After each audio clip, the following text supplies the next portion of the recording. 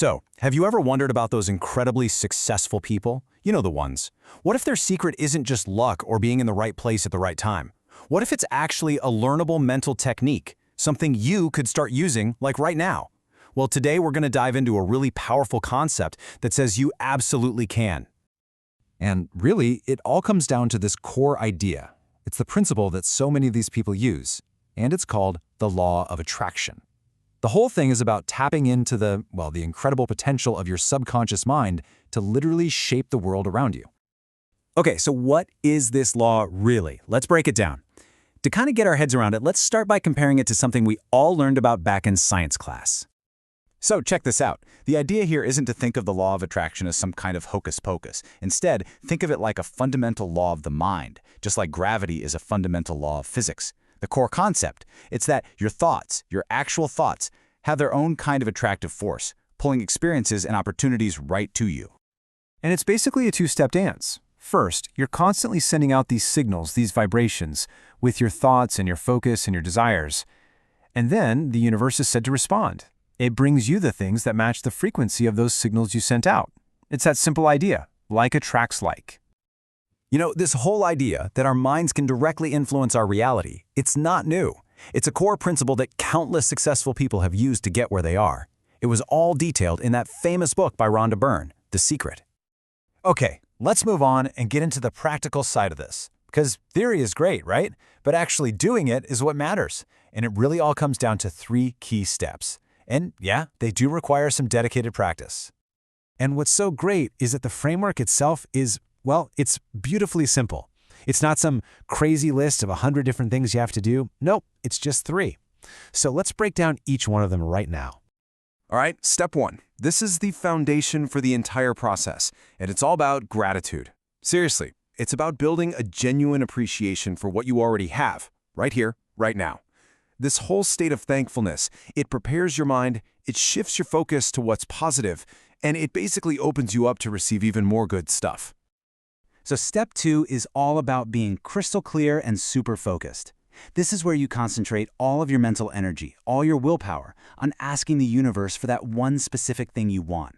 We're not talking about a vague wish here. It has to be a super specific, super clear desire. And that brings us to the 3rd step. And honestly, this one is the most crucial of all, belief. Just look at this quote. Your subconscious mind, it doesn't argue with you. It doesn't care if something is logical or not. It just accepts whatever you impress upon it as the absolute truth. So the real work, the real challenge, is convincing your own mind that your goal is already a reality. Okay, but how in the world do you build that kind of solid, unwavering belief?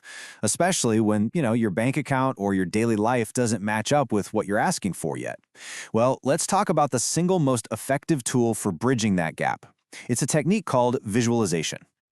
And let's be clear, visualization is way more than just wishful thinking or daydreaming. It's an active, creative process. It's all about using every single one of your senses to create this mental movie that's so vivid, so real, that your mind actually starts to accept it as a real experience that's already happened.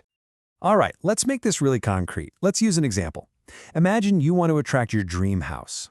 The instruction here is super important. For a little while, just forget about how you're going to pay for it. Put that aside. Just focus 100% on the house itself. First things first, you build the visual picture. You see it in your mind's eye, but with crazy detail. Like what color's the front door? What kind of art is hanging on the walls? The more specific and real you can make it, the better. But wait, it doesn't just stop with what you can see. This is where it gets really powerful. The goal is to make this mental image completely immersive. So you hear the sounds in your new home, maybe the clatter of dishes in the kitchen. You smell the scents, like a delicious meal cooking. You feel the texture of the sofa. This approach, using all your senses, is what really truly convinces your subconscious mind. And what's brilliant is that this technique is so versatile. You can apply the exact same multisensory method to pretty much any area of your life. Imagine having conversations with your amazing new colleagues at your dream job, or feel that incredible energy and vitality of a perfectly healthy body. It works for everything. So now you've got the what and the how, but there's another piece of the puzzle that's just as important, the when. Turns out there are certain times that are way better for practicing this technique to get the biggest impact on your subconscious. Here's the deal. Your mind is most open to suggestion. It's most receptive in those fuzzy states between being asleep and being awake. We're talking about right before you fall asleep and that moment right after you wake up. In those moments, your conscious mind's guard is down, which makes them incredibly powerful times to impress your desires right onto your subconscious.